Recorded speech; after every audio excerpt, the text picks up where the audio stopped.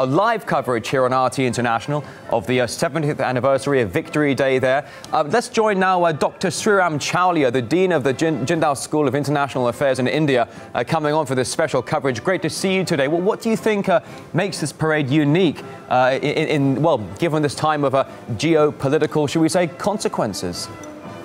Well, it's unique because the Chinese have never done such a large show beyond their national days, which is October 1st, which is the establishment of the People's Republic, and that too every decade or every 5 years. So they have created a new holiday in the sense like the Victory Day, the V-Day, and they are commemorating it for the first time at a much larger scale, and demonstrating to the world that they have arrived. If the Beijing Olympics of 2008 were kind of a coming out party for China, this parade is a kind of like a asserting itself kind of party, because the geopolitical trends have been shifting of late, and there are doubts being sown about China's economic viability and ascent.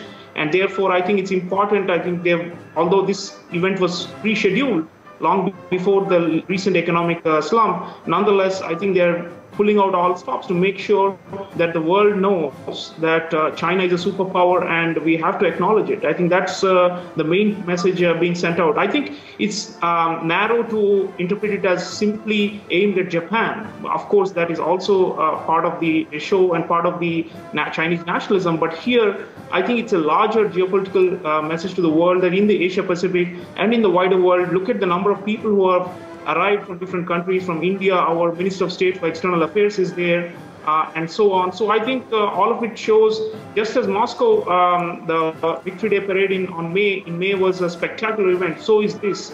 And I think it shows that the move towards multipolarity, this is a symbolic demonstration. Well, Dr. Chaulia, as you were saying, that there are many different factions in attendance here, certainly from different groups around the world. UNESCO is being represented here. The Shanghai Cooperation Organization has its representatives as well. The International Red Cross is here. The CIS director, the World Health Organization is also being represented here. But Dr. Chaulia, as you know, World War II played out very differently in East Asia and Europe. Bring us down to the grassroots sentiment level. What does the victory mean for the people of China? Well, I think, they emerged out of what they call the century of humiliation. And the triumph in 1945 and then the establishment of the People's Republic in 1949 is seen in the Chinese nationalist mythology as two important markers to symbolize a resurgence. And since then, they've in many ways consolidated themselves. They've gone through tumultuous times during Mao Zedong's period, but now, they are a superpower by purchasing power parity terms. They are the world's largest economy. Dr. Chaulia, China showcasing its military hardware here to the public for the first time, more than 80%. Top secret. Why now? I think, there's been a cloud cast about the so-called obscurantist military strategy of China, where they don't, it's very opaque according to the West, and the Pentagon believes that the Chinese defense expenditure is understated and that they are developing lots of new state-of-the-art weapons that are being kept under shroud. So I think in a way, whenever the time comes, as per the Chinese national security interests, they would believe that we need to showcase some of it. We have to reveal some of it in order for the world to also know that there is a strategic impact of this new weaponry on the balance of power in Asia and the world. So I think they're looking forward to showcasing some of these new developments. There's the so-called carrier killer missile. There is there's an intercontinental missile, especially the delivery systems, the long-range delivery systems and the medium-range ones. I think that's what a lot of people are looking to see.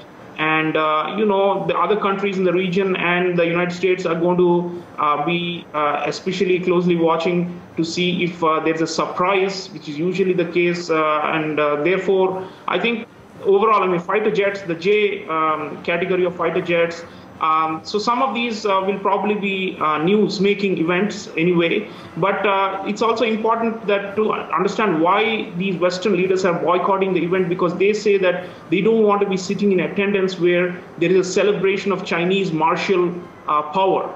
And I think that is, of course, unfortunate because it's a historical event.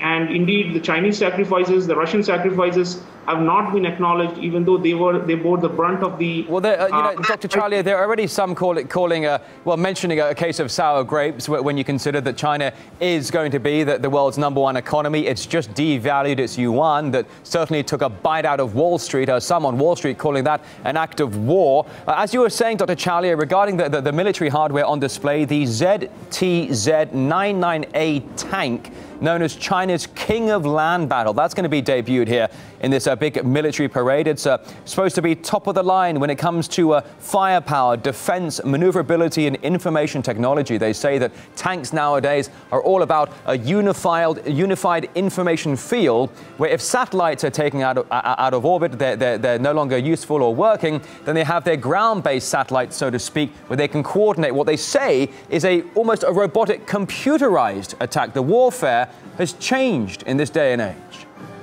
Yes, and in fact, it's the Chinese prowess in this has also changed a lot. It has advanced a lot. If you remember, like even 15, 20 years ago, China was largely, dependent on imports. But now, they have ramped up their high-tech weaponry, digitalization, electronic-based warfare, and of course, cyber warfare. So this is all marker. But one thing we must keep in perspective is that no matter how Dr. Chaulia, I'm so sorry. I sincerely apologize for jumping in. Please stay with us here on RT International. Obviously very fluid here. We're watching the crowd, but also we're watching some of this brand new military hardware that is just now starting to come with some of the veterans there, as you see. The average age of the veterans, 90 to 95 years old.